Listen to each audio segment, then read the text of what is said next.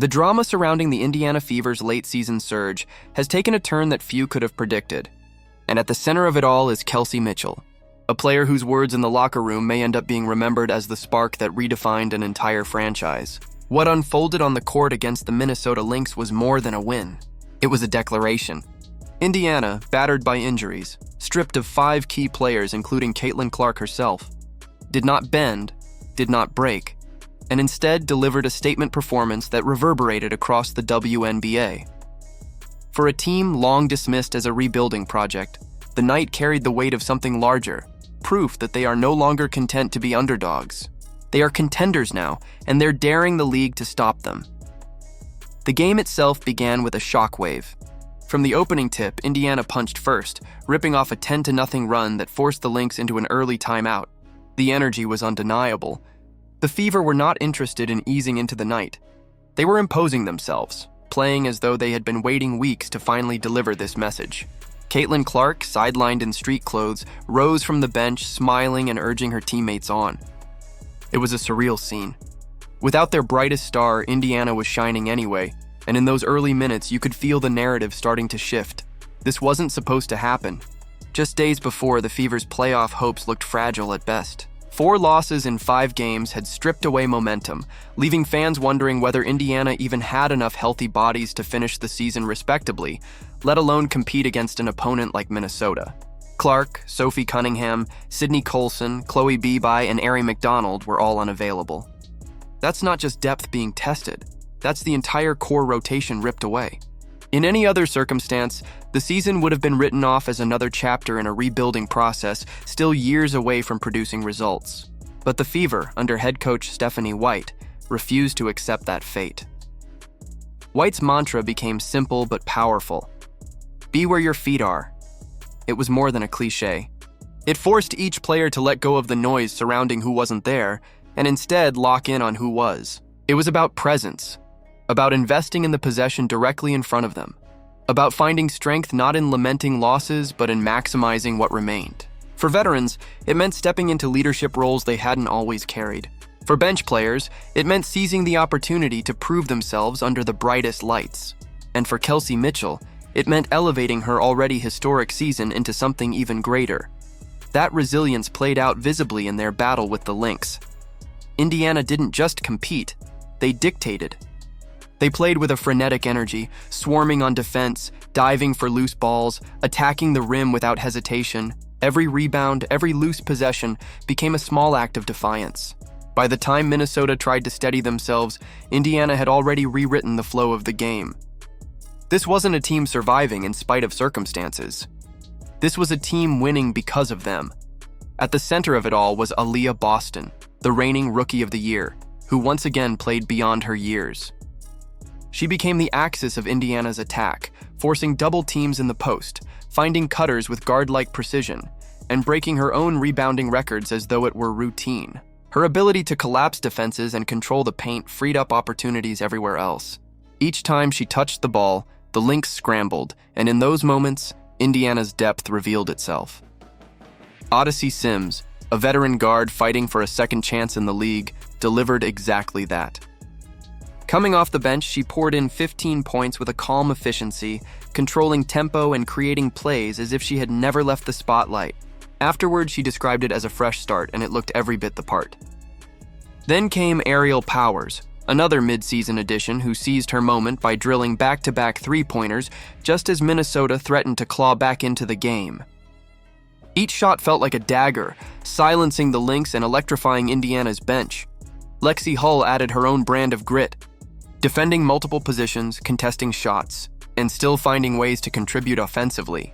Natasha Howard, meanwhile, provided the balance in the front court, hitting timely shots and ensuring Boston didn't have to carry the paint alone. By the end of the night, 5 different Fever players had scored in double figures. It wasn't a fluke. It was a reflection of the culture White had instilled, a culture that demanded resilience and rewarded effort. And through it all, Caitlin Clark never stopped being present. She cheered from the bench, offered advice in huddles, and celebrated every big shot with the same intensity she shows on the floor. Her absence could have loomed like a shadow over the team.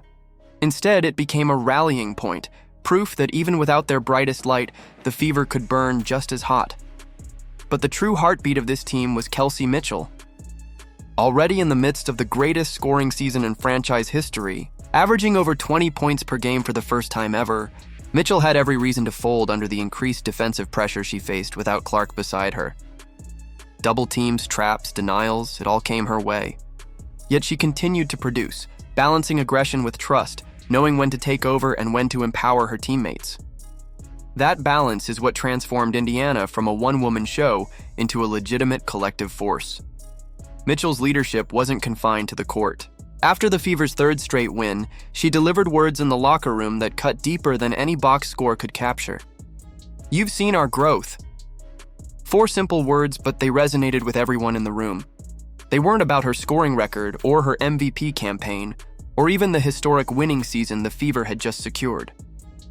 They were about the team, about the journey from doubt and defeat to belief and resilience, about a group that had been written off and instead found its rhythm in the face of adversity. That sentiment captures exactly what this season has been about: growth. A team once searching for its identity has found it in resilience, in balance, and in the refusal to quit. The Fever's first winning record since 2015 is more than a statistic. It's a declaration that the future has arrived sooner than expected. This was supposed to be the year of building blocks and patience, the year of waiting for Clark to develop alongside Boston. Instead, it has become the year of arrival. Mitchell's performance, both statistically and emotionally, cannot be overstated. She is not just scoring at an elite clip, she is redefining what it means to be the face of the franchise. For years, Indiana lacked a consistent offensive star. Now they have one, and she is backed by a campaign pushing her into the MVP conversation. Graphics, highlights, features. It's all part of a broader recognition that Mitchell's time is now. And the fact that she is producing at this level while facing opponents' best defenders night after night only cements her case further. Coach Stephanie White has not shied away from praising her. She's been candid about the extra responsibilities placed on Mitchell this season, from defending elite perimeter players to shouldering the scoring load, and Mitchell has risen to each challenge. She has carried the Fever through adversity, and in doing so, she has earned the admiration not only of her teammates, but of the entire league. Opponents now openly admit she is one of the hardest guards to defend, a blur of speed and skill who forces defensive schemes to bend around her. All of it has led to this moment. The Fever entering the playoffs not as a team simply happy to be there, but as a group fully aware of what they are capable of. The injuries, the doubt, the 4 losses in 5 games, all of it has been transformed into fuel.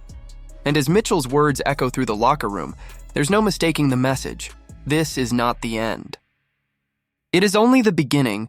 The Fever are no longer a team in waiting. They are a team in motion. A team built on resilience, depth, and a newfound confidence that has them looking less like a rebuilding project and more like a contender. For the first time in nearly a decade, Indiana basketball feels alive again, and the league has no choice but to take notice. So, as the playoffs begin, one question remains. Can the Fever turn this improbable surge into something even greater? Can they transform resilience into a championship window? The answer will come on the court, but one thing is already clear. They are no longer defined by who is missing. They are defined by who has stepped up, and in that sense, they've already won. If you're fired up for the Fever and their playoff run, drop a comment below, let us know your thoughts. And don't forget to like, subscribe, and turn on notifications so you never miss a moment of this journey. Because what's happening in Indiana right now isn't just basketball, it's a story of growth, of resilience, and of a team rewriting its destiny.